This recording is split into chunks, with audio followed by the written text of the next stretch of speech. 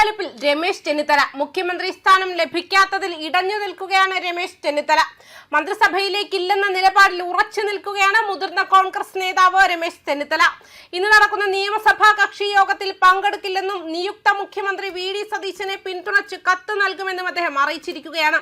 അതേസമയം മന്ത്രിസഭയിൽ കരുത്തുകാട്ടാൻ ഒരുങ്ങുകയാണ് കെ.സി. വേണുഗോപാൽ പക്ഷം.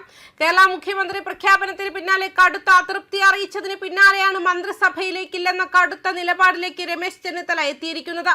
പകരം തന്റെ പക്ഷത്തുള്ളവരെ നിർദ്ദേശിച്ചേക്കുമെന്നാണ് ചെന്നിത്തല അറിയിച്ചിരിക്കുന്നത്.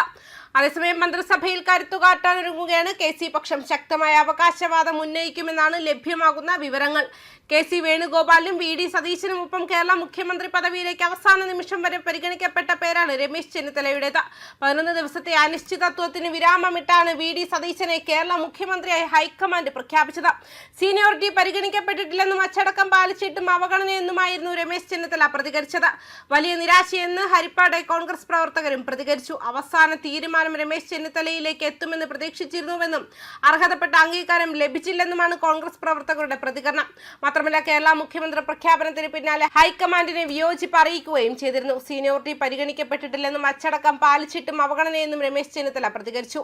നിയമസഭാ കക്ഷി യോഗത്തിൽ പങ്കെടുക്കില്ലെന്ന് അറിയിച്ച ചെന്നിത്തല മന്ത്രിസഭയിൽ ചേരില്ലെന്നും വ്യക്തമാക്കിയിട്ടുണ്ട്. കെ.സി. വേണുഗോപാലിനും വി.ഡി. സതീശനുമൊപ്പം കേരള മുഖ്യമന്ത്രി പദവിയിലേക്ക് അവസാന നിമിഷം വരെ പരിഗണിക്കപ്പെട്ട പേരാണ് രമേശ് ചെന്നിത്തലയുടേത്. ഒടുവിൽ 11 ദിവസത്തെ അനിശ്ചിതത്വത്തിന് വിരാമമിട്ട് വി.ഡി. സതീശനെ കേരള മുഖ്യമന്ത്രിയായി ഹൈക്കമാൻഡ് പ്രഖ്യാപിച്ചത്. അതേസമയം വഴുതക്കാട്ടെ വീട്ടിൽ നിന്നും രമേശ് ചെന്നിത്തല പുറത്തേക്ക് പോയതായും വിവരം പുറത്തു വരുന്നുണ്ട്. മാധ്യമങ്ങളോട് പ്രതികരിച്ചിട്ടില്ല. രാഹുൽ ഗാന്ധിയുമായുള്ള സംഭാഷണത്തിലും തന്റെ വിയോജിപ്പ് അദ്ദേഹം അറിയിക്കുകയും ചെയ്തിട്ടുണ്ട്. വലിയ നിരാശയെന്ന് ഹരിപ്പാട്ടെ കോൺഗ്രസ് പ്രവർത്തകരും പ്രതികരിച്ചു. അവസാന തീരുമാനം രമേശ് ചെന്നിത്തലയിലേക്ക് എത്തുമെന്ന് പ്രതീക്ഷിച്ചിരുന്നുവെന്നും അർഹതപ്പെട്ട അംഗീകാരം ലഭിച്ചില്ലെന്നുമാണ് കോൺഗ്രസ് പ്രവർത്തകരുടെ പ്രതികരണം. സോഷ്യൽ മീഡിയയിൽ കെ.സി. വേണുഗോപാലിനെതിരെയും രമേശ് ചെന്നിത്തലയ്ക്കെതിരെയും സംഘടിതമായ ആക്രമണം നടന്നു. ഇക്കാര്യത്തിൽ പാർട്ടി അന്വേഷണം വേണമെന്നും പ്രവർത്തകർ ആവശ്യപ്പെട്ടു. അതേസമയം കേരളത്തിലെ ജനവികാരം മനസ്സിലാക്കിക്കൊണ്ടാണ് വി.ഡി. സതീശനെ മുഖ്യമന്ത്രിയാക്കാനുള്ള തീരുമാനം ഹൈക്കമാൻഡ് എടുത്തതെന്നാണ് നേതാവ് കെ. മുരളീധരൻ വ്യക്തമാക്കിയത്. രാഹുൽ ഗാന്ധിയും മല്ലികാർജ്ജുൻ ഖാർഗെയും ഈ കാര്യത്തിൽ നല്ലൊരു സമീപനമാണ് സ്വീകരിച്ചതെന്നും ഉണ്ടാകാൻ കുറച്ചു ദിവസത്തെ താമസം നേരിട്ടാലും ഇത് കേരളത്തിലെ യു.ഡി.എഫിന് പുതിയൊരു ഉണർവ് നൽകിയിട്ടുണ്ടെന്നും മുരളീധരൻ ചൂണ്ടിക്കാട്ടി. മുഖ്യമന്ത്രി പ്രഖ്യാപനം വന്നതിനു പിന്നാലെ മാധ്യമങ്ങളോട് സംസാരിക്കുകയായിരുന്നു അദ്ദേഹം.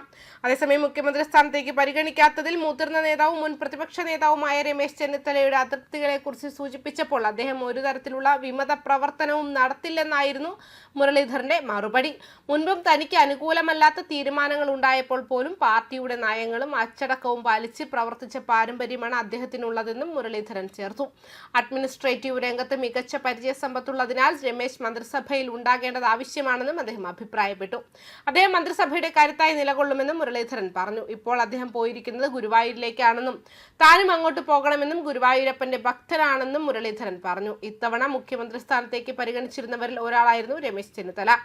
വി.ഡി. സതീശനെ മുഖ്യമന്ത്രിയാക്കിയ തീരുമാനത്തിൽ അദ്ദേഹം അതൃപ്തി പ്രകടിപ്പിക്കുകയും നിയമസഭാ കക്ഷി യോഗത്തിൽ പങ്കെടുക്കില്ലെന്ന് അറിയിക്കുകയും ചെയ്തു. വ്യാഴാഴ്ച നടക്കാനിരിക്കുന്ന പാർലമെന്ററി പാർട്ടി യോഗത്തിലും പങ്കെടുക്കില്ലെന്ന് ചെന്നിത്തല അറിയിച്ചിട്ടുണ്ട്. ന്യൂസ് ഡെസ്ക് കർമ്മ ന്യൂസ്.